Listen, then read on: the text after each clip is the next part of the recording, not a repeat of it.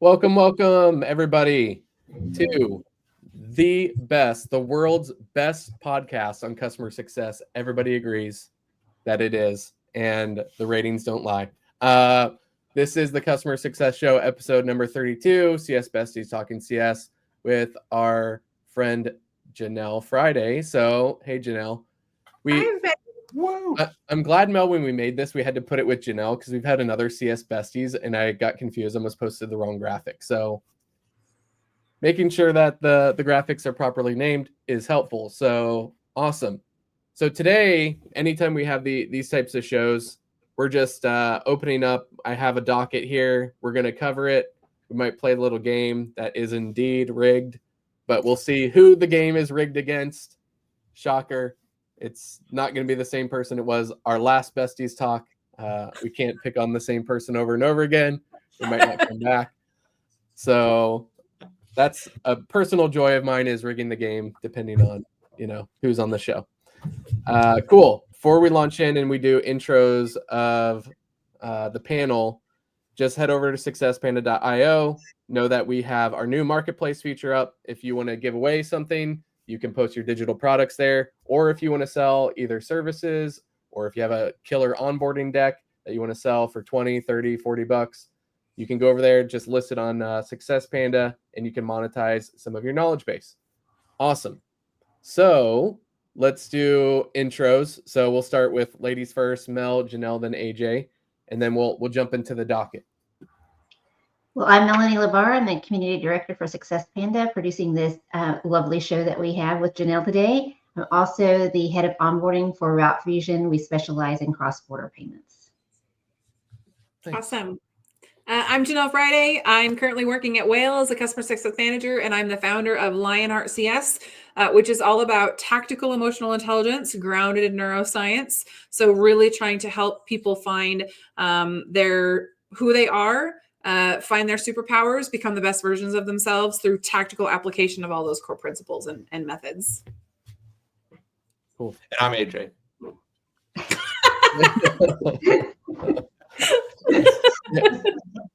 The length of your first name met the intro length. Listen, I got right to the point. AJ. We all know the one and only that we really care about is Brad, so I don't want to take up any time. So Brad, just go. Everyone knows me as the booth babe. Oh yeah, well, I appreciate the boutonniere and then the look. You're making us look good, so I appreciate the jacket. Looks good. Cool. So, all right. So I'm going to bring up on here the docket here. So we're going to do a little different. We're actually going to show it over here, and then we're going to talk about it. So one thing that I've done, and Mel and I have talked about this before, I have a Google alert for customer success that comes to my inbox, and I'll a lot of times just read some of these articles. I know our last Bestie show, Mel got triggered because we covered an article on what was the company again, Mel? It was I can't remember. Anyways, it'll come to me later. But it was just a very, very interesting article to read because a lot of how they ran their customer success motion was quite different. It was Shopify. Shopify. Okay. There you go. So a B2C motion, which was quite different for us B2B people living in the B2B world most of the time. So that was cool. All right. So let's bring up right here on the screen. So this was the first thing that I wanted to cover. So Valeris has this report, and we're going to kind of go back to second grade, where Brad kind of calls on people to read a certain section, and then you can just read it. We won't read the whole thing, but Jenelle, you're wearing glasses, but your eyes are probably still good with them on. Can you just read this these key bullets right up here? Yeah. Well, the title report of the state of AI and customer success says we added 150 customer success professionals. Asked 150 customer success professionals about how they're using AI in their work. Read our report to find out key challenges and insights. 50% of CS professionals consider AI features very important, yet 10% still don't use AI. 25% of CSMs find AI chatbots ineffective. 40% of CS professionals seek better accuracy in AI-driven analytics, and 80% of CSMs expect AI to significantly reduce manual workloads. Okay, awesome. So let's kind of just go around the horn. Did any of those bullets kind of stand out to you? And I'll kind of go first. The first thing when I was reading this is that first one, 50% of CS professionals consider AI features very important, yet 10% still don't use AI. I was just wondering, like, who are these 10%? You know, like, I thought everyone had kind of used AI, but yet that's still like I mean, it's a minority of people, but 10% is still a lot if you overlap that to like potentially hundreds of thousands of customer facing individuals, right, that are out there. And so to me, that kind of stood out and kind of piqued my interest. But yeah, what do you guys think about any of these 4 bullets? For me, it's the 25% of CSMs find AI chatbots ineffective. I think that's way too low. Yes. And yeah.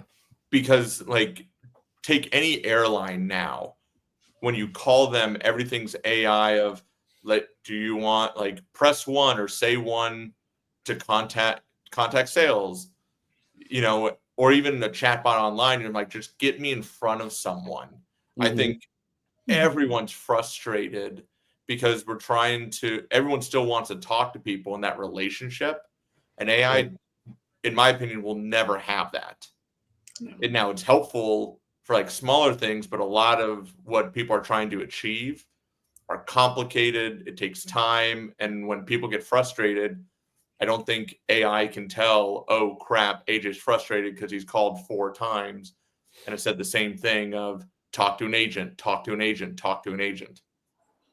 I wonder if has any of you guys been had access to Salesforce Agent Force yet? I would love to see an application of that and see how well it has done. But I agree with AJ. I think the older chatbots that we've used in the last 5 years are not anywhere sophisticated enough to tell that part of the agitation. Sure know that Alexa isn't. But I wonder if Agent Force is going to take it to the next level. And hopefully it does. I think that it's needed. I don't think that we need to staff tons of call centers for those typical questions that you might get that through these types of bots. But I think that AJ's right on the money that they're not anywhere near where they need to be at the moment. No, and I also think too, you know, when we talk about AI and customer success, you know, one of the things that I talk about a lot is that from a transaction to a transaction, a computer to computer, that's transactional. When it's a computer to a person, what do we call that? Because a person to a person is personal, right? When we're having this conversation between 2 people, between a groups of people, there's always emotions involved. And AI will never be able to replace the EQ in an individual where you can look at read body language, you can hear tone of voice, you can imply certain things because of the skill set that you have through EQ. AI will never replace those things, right? So I think all this movement around AI and chatbots and wanting to automate things is really fantastic. But I think that there's a boundary that we have to be really careful of in CS, that we don't go too far thinking that AI will replace a lot of the filters and boundaries that our human brains will always have that AI will never have. Mm-hmm. Yeah. So I won't say what company it was. Okay. Yes, I will. It was American Express. So I had a reason to call in to American Express. Of course, I have to go to the chat bot, try to figure it all out. I spend, I think, 10 minutes on their resource library with the chat bot. I'm trying to prompt the chat bot to make sure that it's trying to answer my question. And I mean, American Express is not like a company with small amounts of resources, right? I mean, it took me 10 minutes. I was like, you know what? I'm just going to call them. I call, and they have great customer service when you call. Like, I called, and two rings, I'm on the phone with an agent, Mm-hmm. they answer like my basic question, which I guess was not being captured, within the knowledge base of the chat bot. And then I hung up, and it was, I was able to get my resolution. So one of the things I was just thinking about is like situations like that, where how many times are companies, will say, working in silos to where they're making their service delivery of the chatbot, we're like, oh, this is good enough, or it's solving this problem. But then you also have this other, we'll say, silo or functional leader who have these KPIs being like, yeah, as soon as someone calls, we're routing them to the next available person, and they get really high scores in their service delivery, for their phone support. And so to me, that's just training me. Like, if I ever need, I'm just going to always call, Right. like I'm going to ignore the chat bot. It's going to, I'm sure other people found what they needed through it, but you can see how like that adoption, if you're looking at the product adoption on the internal side from Amex, is like, how do we transition more people from calling, right, to the chat bot? And it's like, well, it's a way better experience. Just calling in, way less effort, right? And it's a better experience. So I don't know. That's something that I thought about with when it came to this. So any following comments to that? Make better bots. Well, and if there's an option to call in, I'm going to take that first and foremost always, right? Yeah. Because there's no replacement for, again, tone of voice, inflection of the words that you're using, the language that you're using, right? And you can program an AI tool with, knowledge of your website and your products, but the way that human language works, there's an element of the human spirit that AI will never grasp a hold of. And I think, Mel, to your point, Alexa, I'm sorry, but she sucks, right? She can't do basic functions, and she's supposed to be an advanced AI. And I look at some of these companies like you, Brad. I had another circumstance that I won't name the company, but it was a very basic question of like, how do I find this? And it asked me different ways of, well, how can you reframe that? I'm sorry, I didn't understand. And I'm like, this is not rocket science, folks. Like, how can there be such a disconnect? And then when you step away from that and ask yourself, why is this becoming the standard? Because companies are trying to save money. Yeah. And I understand that. I do. I really do. However, the result is we're doing is telling our customers that your experience doesn't matter, that we're just going to throw money and remove jobs and hope to pray that this AI bot is going to help you. And when it doesn't, which it most likely will fail, however, many times out of 10, I'm going to call in and speak to a real person anyway. So all you've done is added another complex layer of frustration for me, your customer. I don't know. That's my take. No, I love that. Yeah. I think it's still generational. I mean, I think that a lot of people, I'd rather chat than call, just because from my perspective, but I do want a live agent, because I don't think that the AI bot from a chat perspective still doesn't provide me the necessary information. So I think that you have a couple of avenues that you could explore. And to Brad's point, and is that I don't think companies actually explore what their customers like. Right. Yeah. Talking to customers. Yeah. This is the one thing I want to call out before we go on to the next thing on the docket. So we're finish out this AI topic, which is, when I was looking at this graphic, when I was reading this article, it's this right here says, which AI enabled feature do you use the most in your customer success operations? And so 65% said automated reporting generates detailed performance reports with minimal manual input. And the reason that stood out to me was because the best feature is not interacting with a human. Like, it's interacting with the other tech, right, of being able to auto generate data and reports, which is super helpful. And I would agree, like, AI has definitely changed that, right? Look at the interfaces that we're starting to see. But anyways, I thought that was interesting because you can see like the next one down here, sentiment analysis, which was much lower. assessing customer feedback to gauge satisfaction levels. That has a human element. So the AI seems to be does really well with kind of like the data, the platforms, the aggregating all together, all of that, the systems aspect. But when we start incorporating human data points, it kind of still has work to do. So it is interesting. Yeah. All right. So let's transition to my near home screen of my HBR. So this is the Harvard Business Review. Let's talk about people now. What is the future of middle management? So AJ, if you can read just these first two paragraphs right here. Oh gosh, that is. I don't have my glasses on, and I don't have 20/20 vision. Okay, Mel, can you read it?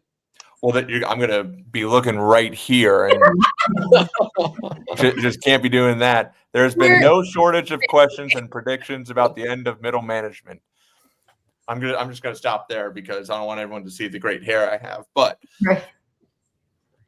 from the pages of HBR in 2011 to the BBC 4 years later, despite the proportion of middle management has actually grown, making up 13% of the U.S. labor force in 2022, up from 9.2% in 1983.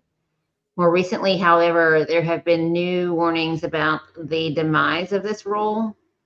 Wonder what they're considering middle management. That would be my first question. What? Yeah, they'll get into that. Yeah. Gartner predicts that through 2026, 20% of organizations will use AI to flatten their organizational structure, eliminating more than half of the current middle management positions.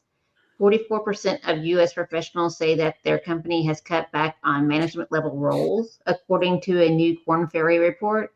And with the comparatively high rates of burnout and unhappiness among middle managers, a new Gallup survey says that managers are experiencing the sharpest decline in engagement. You have to wonder whether something is amiss with what companies are tasking these employees to do. Nice. Okay. So that was kind of a lot there.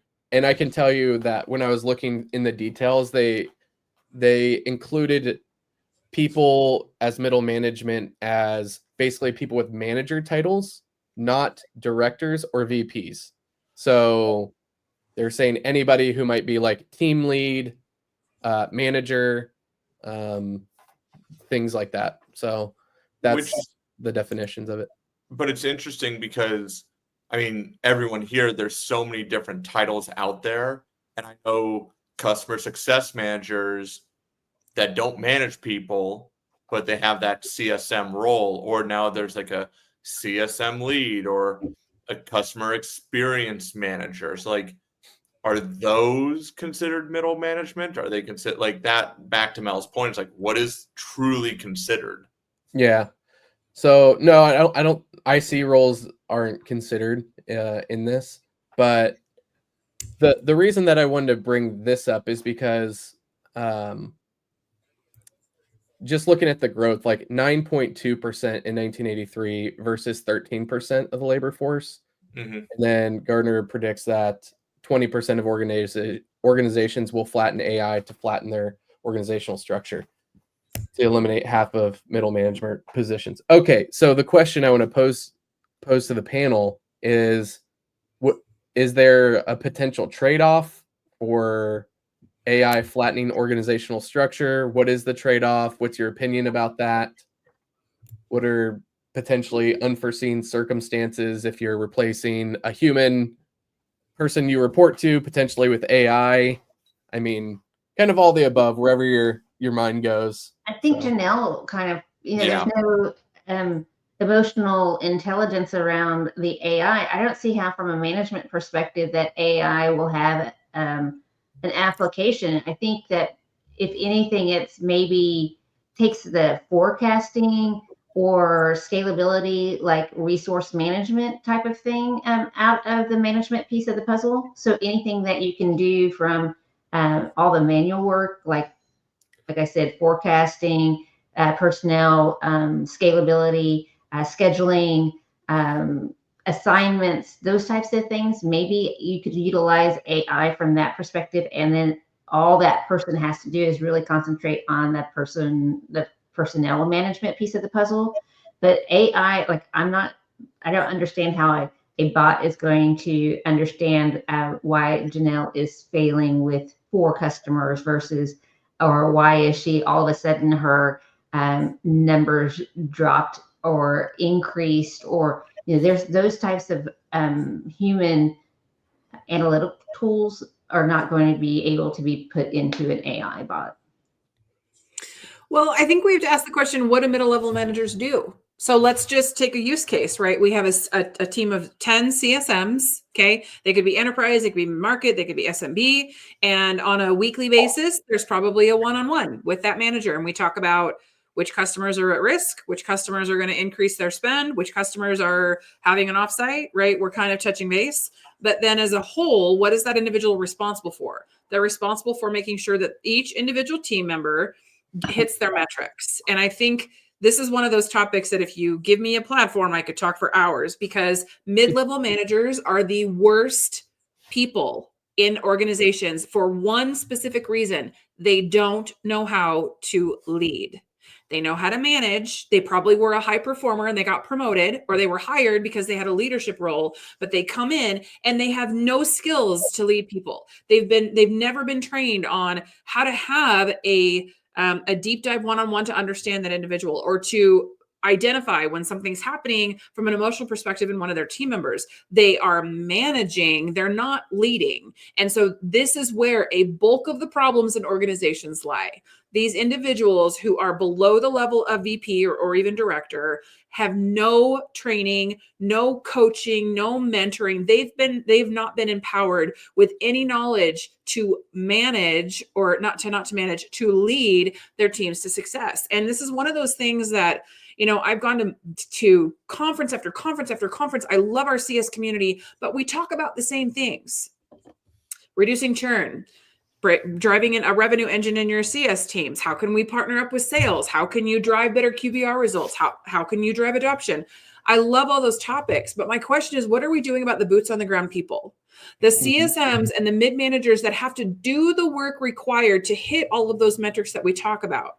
We're not empowering them. We're not coaching them. We're not leading them. We're not training them. We throw them to the wolves, and then we get upset when the teams don't hit the metrics. So for me, this is like, the question is, what are they doing that can be replaced by AI? And maybe that's a good thing. Maybe it's a good thing to have an AI hold a CSM accountable to a pipeline review or a strategic customer business review, or all the numbers they're working towards. Because if there's a consequence tied to that and there's no emotions or conversation needed, I can see an AI doing that. But then the question is, then who has the conversation with the CSM when something goes wrong? Right. Who's left? My question is, if they're going to replace middle management with AI, is the AI going to be responsible for the interviews when hiring the team? Because I don't know about everyone else here, but when I'm applying for jobs, or when I was applying, I'm looking at who's my team, and if I have to report to, like, how's that one-on-one session with the AI bot going to go every Thursday or Friday?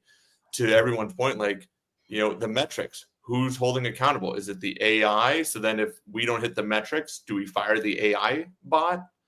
But I think it's, people go to companies, at least they used to go to companies, because they love the leaders. They love the focus group of, Brad's going to be my leader. And that middle management, I think a lot of people don't realize they are mentors. They're people that are helping those that are getting in to the industry or into the job, and they look up to them, and that mentorship the AI won't have. So It's really interesting. I think I'm not a fan of it. Yeah. So follow along with, this was one of the articles from the HBR where it said this Korn Ferry report. I clicked on it and I wanted to read this because it was this was one of the, where it talked about companies are cutting more managers, leaving employees directionless. So the wave of unbossing really took off amid tech. And notice that they said like tech. We are in tech, so it's appropriate to say this is tech, right? This isn't like, the carpet furniture place down the street here on Main Street. The wave of unbossing really took off amid tech layoffs in 2022 and 2023, perhaps most famously with Meta. And that now we're going to get the awesome Mark Zuckerberg quote here. We're going to quote Zuck. "I don't think you want a management structure that's just managers managing managers, managing managers, managing managers, managing the people who are doing the work." Yeah, Mark, I would agree. I mean, how many layers of management did you have at Meta, right? And I think that when you work for really big companies where there are kind of that structure where the CEO of Meta is talking about, like, you have these layers of managers, then yeah, I totally get that. But my experience working in smaller companies is most of the time, whether it's either a manager or maybe a director even, the challenge is if when you're in that middle layer, you have we'll say the realities on the ground of what's going on with your team, and also the realities on the ground with your customers, right? And then you have, we'll say, the standards, the expectations of your C-suite, your boss, your leadership. And you have to be like the glue that kind of makes all that work. Or a lot of times you're the implementer of the vision and you're executing on the vision of people who are leading your organizations.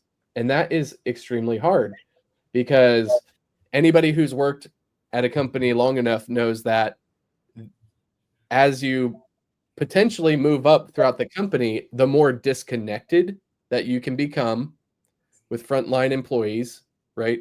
As well as perhaps with your customers about what your customer experience is, what's going on. I'm a CEO of a company that has, 3,000 employees and, 2 million customers. But the last time I went on a customer visit was last year, and then we make memes about it on LinkedIn. So I mean, my highest engagement post ever was a meme just about that exact topic, where it talked about customer or companies being customer first, but then people see what Brad, do you truly believe companies can be customer first in today's market? Yeah, I think you can, but it's similar with so Enron, before they went bankrupt, do you know like what's perhaps some of their core values were at their company? Customer first? No. One of them was integrity. Nice. Another one was respect. Okay. So Bernie Madoff, he had on paper, on his website, he had all the words, he had all the things that mattered to a financial services company like that. But the everyday people, do you think when they were running the Ponzi scheme, they were feeling quite respectful and feeling full of integrity? No, of course not.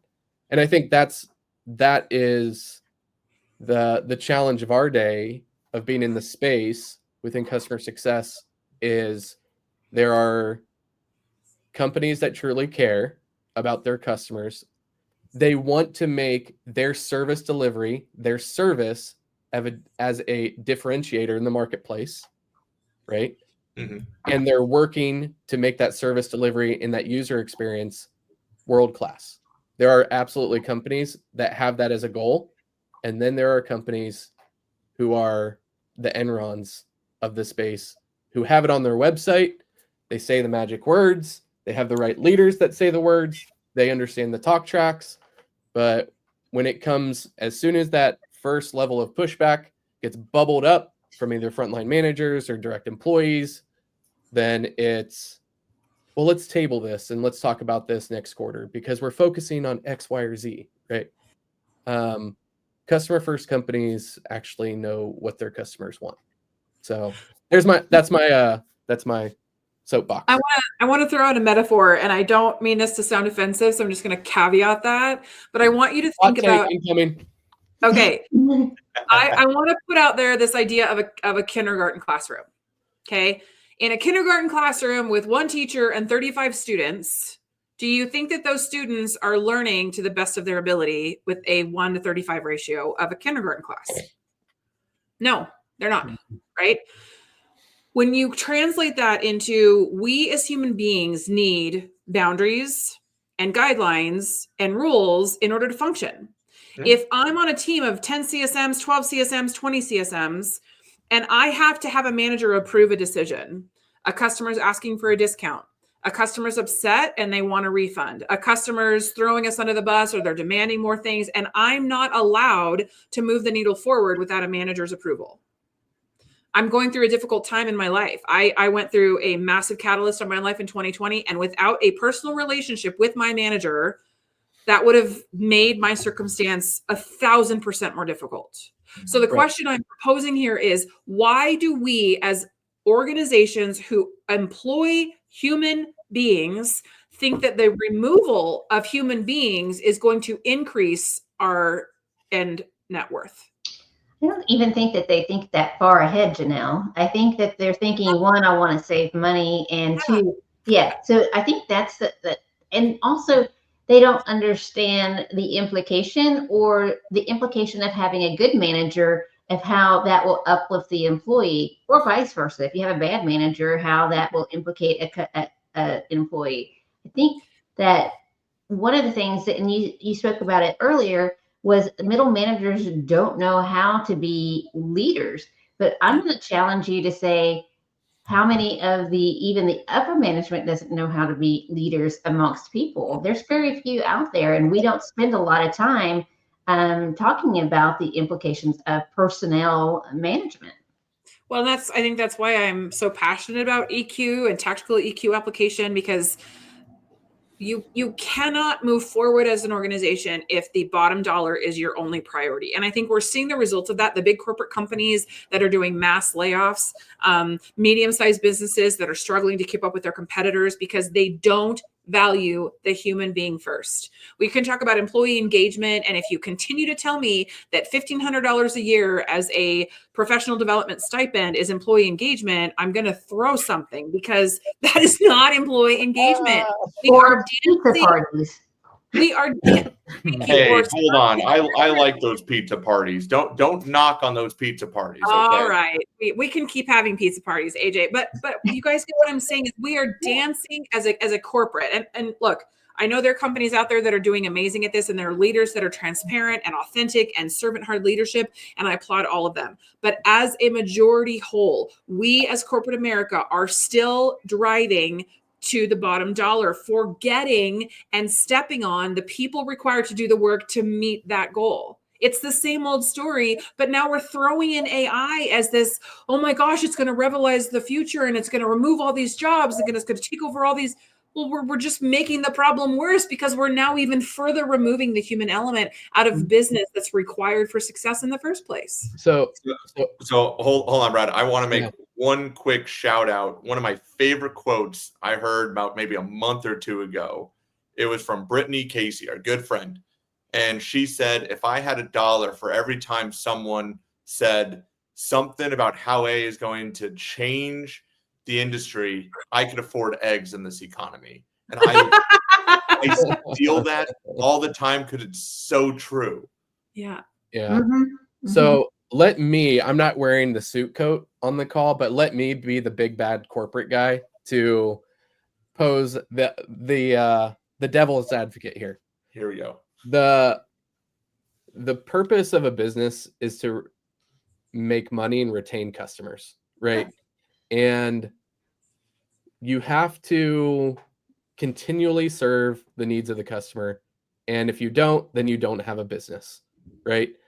And so one of the things I think is interesting is AI, along with, we'll say, these management practices that go on, that are taught at the big schools and all the things. What it's really going to do is it's going to accelerate what is sometimes on our mind, which is some of the moral and ethical practices that currently exist. So, for example, look at Starbucks. There are people who will complain about the CEO of Starbucks makes, 26 times or whatever the number is, but it's the person's making millions and millions of dollars every year or even every quarter. I think the story was the Starbucks CEO, they had a short tenured CEO who made a bunch of money. Meanwhile, the frontline employees are making $17 an hour, right?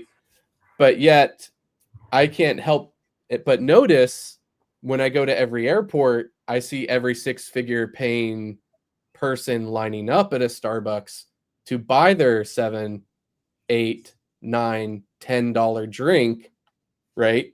Where they might not agree with the compensation model or the ideas, or they might think that's unfair, but yet they're still lining up to buy from that company, right? So I think that a similar thing is going to start happening with, we'll say, tech and technology, because what AI is doing, it's flattening. Well, we'll just say it's not flattening; it's commoditizing the technical that used to be a moat. So when AI is good enough to say, "Hey, clone me," an Instagram, and it can just clone a site, right? If you have a brand, if you have a following, you can just spin up your own, your own basically Instagram type. So the technical is starting to basically melt away as a moat for businesses.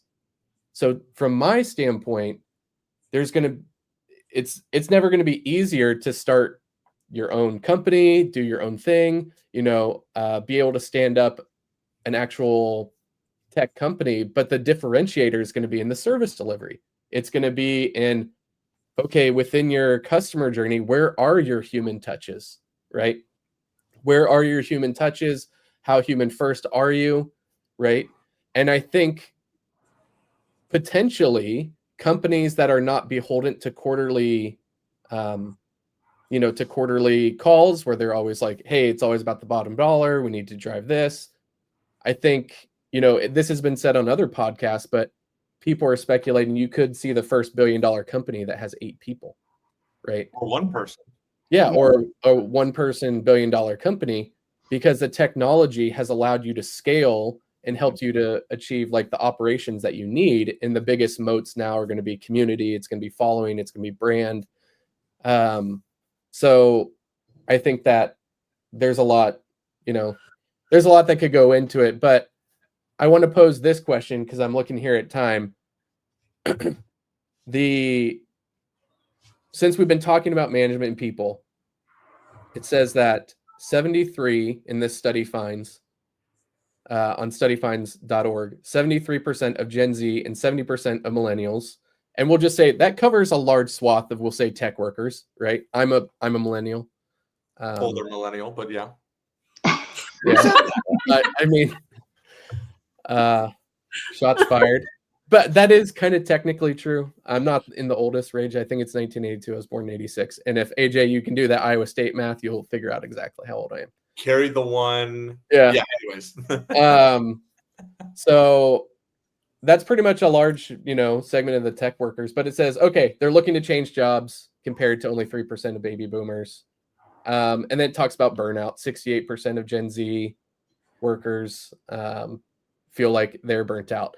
And so I'm going to pose the question to the panel, which is like, we've been talking about AI, which is supposed to make your job easier, right? We've been talking about like middle management potentially, or we'll say organizational hierarchies getting flattened out. So where maybe you don't have a one-on-one check-in, because instead of having a manager that manages 10 people, now you report directly to a director who manages 40, right? Mm-hmm. So now you're not meeting with someone as much, but we gave you AI to figure it out and to help you be effective. Why is it that people still feel burnt out, especially younger people? Like, where do you think, what are the causes of all this burnout? They don't have a Jenelle helping them. Oh, Mel, I love you. It's true. I'm going to get chastised for this from my generation for saying this, but someone has to say it. Say it. I genuinely think millennials don't want to work as hard as other generations. Wait, did you say millennials? We're talking about Gen Z. You're still a millennial, Gen Z aren't you? And younger millennials. And I say this because they think everything's going to be handed to them. Like when I was 16, before I got any gifts, my dad said, hey, go get a job. Like we learned the hard truths of saving money, having a job, working hard for things. And nowadays, I think, people coming out of college, first and second years into their career, it's really tough. And they're like, I don't want this because everything's so easy. Everything's at their fingertips, that instant gratification of, I want to call someone. Absolutely. Now you have all this social media, but you also have all this pressure of who's the kid that makes like $5 or $10 million a year rating children's toys on YouTube, like the 12 or 13, like it's ridiculous. But that's where they don't want to work hard, because if they can do it, I'm going to go start a podcast, or I'm going to go start, something else that I don't have to do as much work and take the traditional path. And I think they're not used to the hard work that, like my parents, that everyone here is like, okay, head down, work hard, and it's going to pay off, in a couple of years. Yeah. Well, let's just take that forward. So let's say AI becomes the thing, and it's running companies, it's running teams, it's doing all these things, and we're already living paycheck to paycheck. Mm-hmm. Where are those people going to work? So here's the ethical dilemma that I see in corporate America. Just because you can doesn't mean you should. Yes. If you're a CEO, if you're a billionaire like Jeff Bezos, who can afford to go to the moon and thank his employees for helping him get there, but they can't even make a livable wage in where they work, that's a problem. And this is an individual, and I don't care if I get hate, that people aspire to. He doesn't care about the human beings that work for him. He cares about his bank account.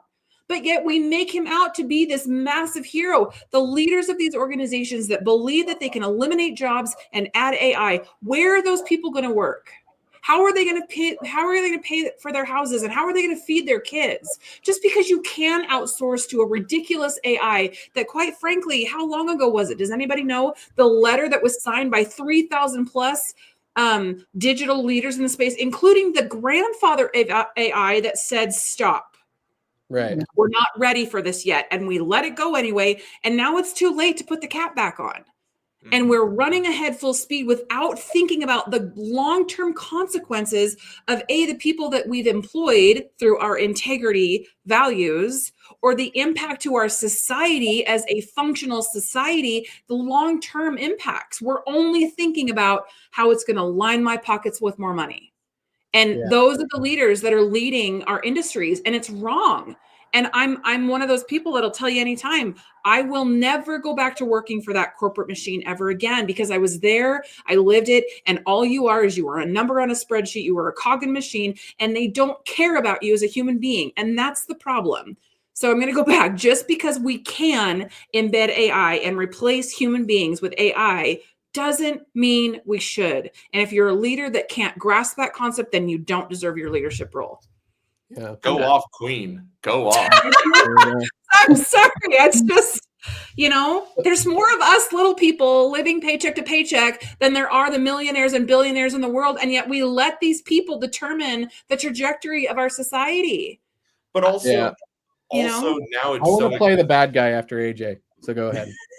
Well, let's be honest. The cost of living is so expensive. I live here in downtown Dallas. And when I first moved here, it was great. Now it's everyone's coming to Dallas, and you have the housing. Like, can we afford a house? Yes. But do I want to buy right now? Where, my parents bought a house back in the 90s for what? 120, 150,000. And now a house is worth 700,000, and they're sitting on it, and we can't afford it. And, my favorite line from people was like, well, just save your money and stop going to Starbucks.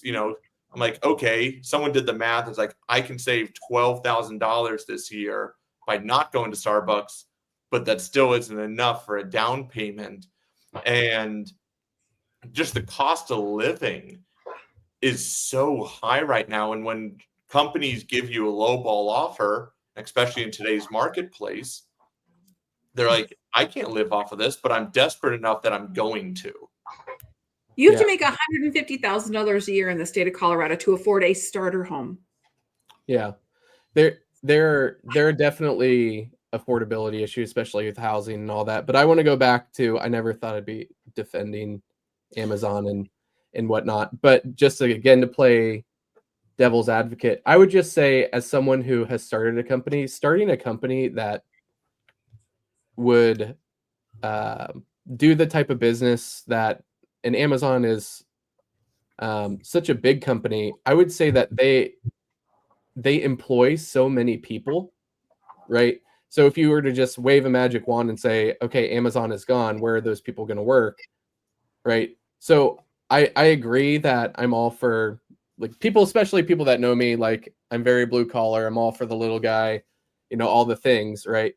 But I would just say that that's the big thing, is we need to add more value to the economy. We need to add higher value jobs, right? And I think the problem is there, and this is, I'm going to go on a hot take right now. There are a lot of people that I have met, we'll say just in CS, who are at director, VP level. They could go out and start something really special. They could go and start a business. A lot of them, I'm sure, even have kind of the capital or the seed round or raise money, but that's risk. It's not safe. What's safe is keep getting, the paycheck, which is that Warren Buffett quote where he said the 3 most addictive things in this world are cocaine, sugar, and a full-time job, right? Yep. Because that's what people get used to. But I think that, being in knowledge work, being able to provide value to people, there are always going to be, we'll say, lower paying service jobs, or just those service jobs. I think the bigger thing is, how do we grow the knowledge economy and grow the high value jobs that are available, right? Which is, I think, what everybody is trying to achieve. So yes, Amazon has like warehouse workers who are making minimum wage, but then they also, have, data scientists who make a lot of money, right? So I think the big thing is, it's just hard because it actually takes work. And I think the panel, like everybody here, understands, like, if you want to get where you want to go, it's actually going to take work. And then we glorify people, like AJ talking about the person who opens up presents. I saw this one creator, they were somewhere in Asia.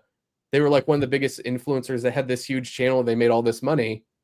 And it was this woman who ate spaghetti with just her face and her feet. Like, it was just, I was like, how, so it's like, what we as a society kind of value, right, is where we put our time and our energy and our effort. Like, I want to complain about wages, but I buy a $9 Starbucks cup who, talks about things like that. So I think too, that, and that's what I mean is, as AI comes, as the technical becomes less of a moat, and more of these people who are quite capable of starting, running companies, director, VPs, executives, they say, you know what, I'm going to go out and do a thing, but I'm going to have like my values and my brand, and I'm going to do it different, where it's going to be more people centered. I think there's a lot of space there. I think there's a lot of green space where people can go do it different, right?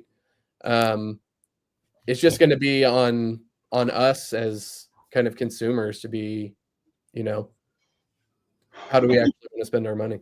The last show that we had, we talked about customer experience, and like, who did we talk about? With the top, 2 of the top 3 was the UPS store and Chick-fil-A. Mm-hmm. If you look at Chick-fil-A as a customer service model, and they do teach that, their employees are happy to work there. They come to work. They feel like it's a community that they go in. UPS, I know when I was growing up, my uncle made a great living as a UPS truck driver. And they share their community as well. And so there are organizations out there that can be modeled. Like I said, Chick-fil-A, I would do case studies with my team to how you treat a customer and how you interact with other teams and stuff like that, just based on that Chick-fil-A model. And I think that, as Jenelle said, that's something probably that we should study. We should go in and say, hey, who has that customer service, and who, and I bet if those people that have that customer service model, if you look at their employees, they are happy to work there. And that's what you should, look for, like who treats the customers well, and then look at the employees that work there, and are they excited to be there? Do they feel like that they have a common goal? Are they working as a team? And I bet there is a definite correlation, and maybe those companies need to be celebrated more and modeled more. Yeah. So I love that too, Mel, because let's just partner that with like McDonald's. McDonald's now has locations with no people. Mm-hmm. No workers in the kitchen, no one behind the till taking money, taking orders. It's all machines. So it makes me question, well, Chick-fil-A would they? No, because their entire brand is built on the value of human relationships. Right? That's what I'm trying to get to, is just because you should build a location with nobody working there doesn't mean you should. Just because you can, doesn't mean that you should. I was trying to get there, right? And that's where, again, valuing the human being before saving however much money you're saving by not employing those people. Where are our teenagers going to work when they need jobs? Where are we going to find work for people that don't have degrees or that didn't, come from a corporate background? I'm going to go back to that question because, again, Brad, that you talk about, what if Amazon automated all of their warehouses? Where are those people going to work? Where are we going to support ourselves? It's a huge question mark. It's a huge challenge. And hopefully we have a lot of useful and compelling people making that case. All right. I know we're getting close to time. I do want to play the Kahoot game.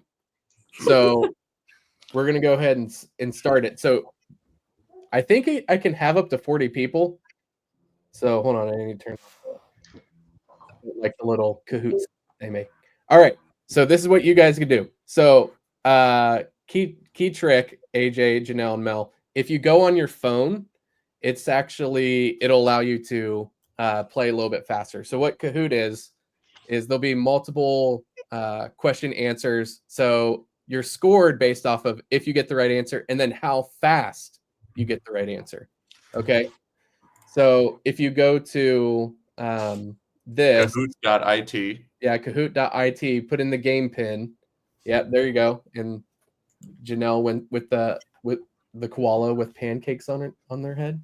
Okay. Well, that was selected for me. Oh, okay. Oh, gotcha. Okay. So I'm the panda. Let me find a good one here. Okay. There you go. I guess if people were watching, they could actually just come in and play. But all right, so we'll go ahead and start. So there are going to be 10 questions, and then after 10 questions, we'll see who the winner is. We covered some of this stuff. Some of them are fun questions. Some of them are statistics. But what does the winner get? You'll see at the end. Okay, you get 30 seconds, I think, to answer every question, but also speed. And the Laris report said, what percentage of CSMs found chatbots to be ineffective? So this is our first story. I can't even see the... Oh, I only see box. Oh, I see what's happening. Yeah, you got to click on the box on your phone. Sorry, or you got to click on your computer. But the thumb is faster than the mouse, what I found. All right, so the correct answer was 25. Cool. All right, so it's going to tell us the score afterwards. Looks like Booth Babes on top. Mel, you missed that? Okay. Oh, Mel's not paying attention. All right, next question. What is Cincinnati's best professional team? Oh, no.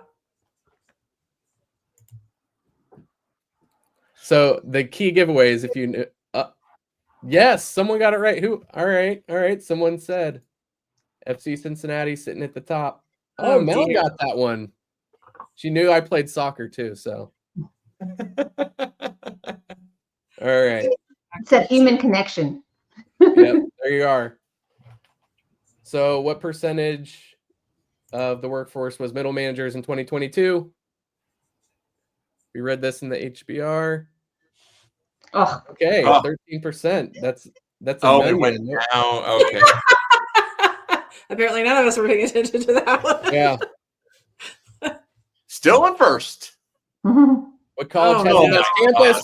This is biased. I don't like this. This is Oh, so dear. biased. This is.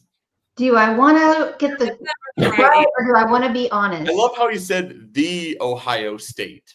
Yeah. Oh, no. I live in Ohio. If I don't, I might get hurt. The Ohio State. Oh, look at that.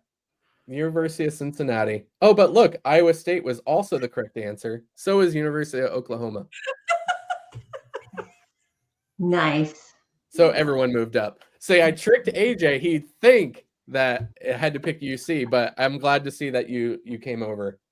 I picked I wanted to get the answer right. Oh gosh. Oh, What does dear. EBITDA stand for?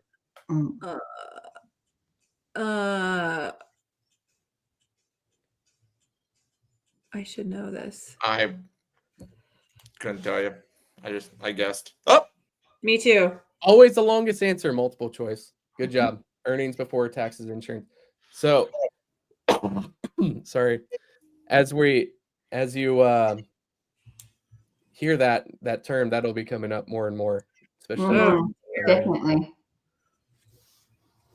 Oh, someone from a LinkedIn user said boomer soon.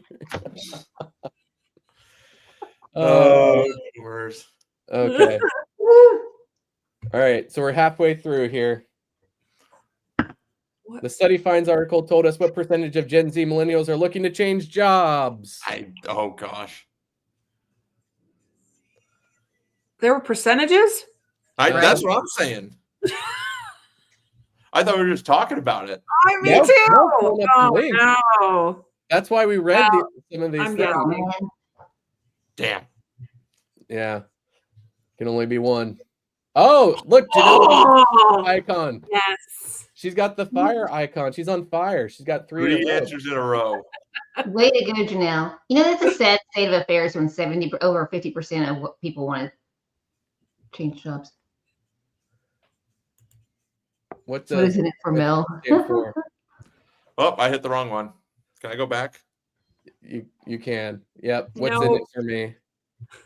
That was in the article that we didn't cover, but it looks like two of you got points. One of you, sad emoji.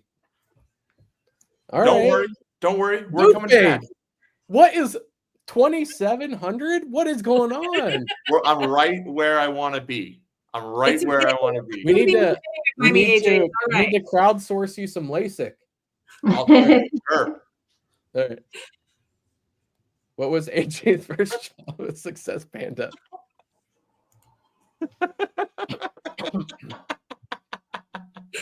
Oh, man. Oh, It's not Janelle's fair quick. because he's just cheating at this point. Janelle is on fire. She is. Yeah. So how fast you hit the answer depends on how many points you get to. All right. Oh my God. Come on. Let's make this more.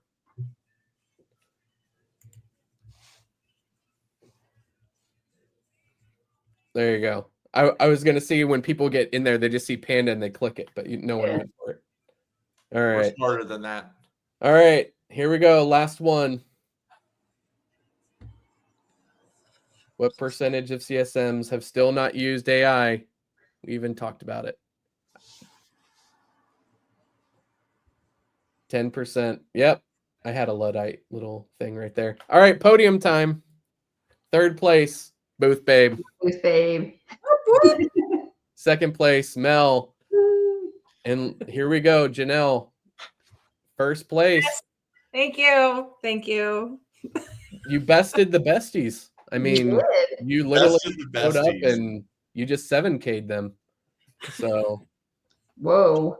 Yeah, I know. Congrats. And her streak was like, she got 8 in a row. Yeah. I know. I was like, you got the answers I passed to you, right, Jenelle? We did not let Mel or Booth Babe win. No, I didn't pass her the answers, but so anyways, I'm a good learner. Yeah, no, that was so what did she win? What did Jenelle win? Yeah, I don't know. I need to think about another one. Should we A do trip another to Germany? a trip to Germany? Yeah, to go see my daughter. What about something that's really inexpensive? Oh, University of Cincinnati football tickets. No one goes to those. Your little panda pencils. Your little panda pins. Okay, but yeah. I was going to say, it needs to be something panda, so I can have something that represents you, Brad, in my office. Yeah, here's the See, exactly. This was the last one that I had from Pulse. Oh. Got a little bamboo on it. Those were like hotcakes. The amount of people wanted those. Yeah. We'll get you some swag. And all of the pen snobs at the conference were like, hey, these actually write really well. Can I have like 3 more? And I was like, sure. And we ran out like second day. So, but yeah. I think you got a good seller on your hands. Yeah. Yeah. Had a good booth day. Cool. Well, Besties, it's quitting time, but it was fun. It was a good show. We talked about some big topics. We talked about, the AI, all the things. So I'm glad everyone could come on and share their thoughts. But before we sign off here, just tell the audience where people can get in touch with you. So anything you want to pitch or sell or whatever you're doing. So Mel, AJ, Jenelle. You can find me on LinkedIn. Send me a DM or through the Success Panda platform. Nice. You can find me on LinkedIn. You can find me on JenelleFriday.com. And you should always tune in Friday mornings to Friday Feelings, my podcast where I'm bringing in guests. Brad has an episode that's live. We talk about real things, real experiences. And I'm always looking for guest speakers, AJ and Mel. So if you guys want to come have a chat, let me know. And I'm just here. So if you need to get a hold of me, I'm on LinkedIn or contact Brad or Mel or Jenelle here soon. I'm definitely going to reach out here. So, and also don't forget to be a part of Success Panda. There you go. Awesome. Well, it was fun, guys. I'm glad we get to do these like informal calls, these shows where we just get to have the besties come on and make jokes about Iowa State and whatever town that's in. So we will see you guys next week. We actually are going to be doing what show number is that? Let's see. 33 is after 32. That comes after 32. Yep, there you go. So we're actually going to have Christy Falteruso on the show talking with the besties, and we're talking about one of her posts that she made about what was it, Mel? The 10 things CSMs didn't know before getting into the business. It's a great post, and so we wanted to feature Christy on our show and talk about that because I think it will resonate with all CSMs. Yep, and I'm sure it'll be spicy because it almost always is. All right, cool. Everyone have a great weekend, and we will see you next week. Bye. All right, bye.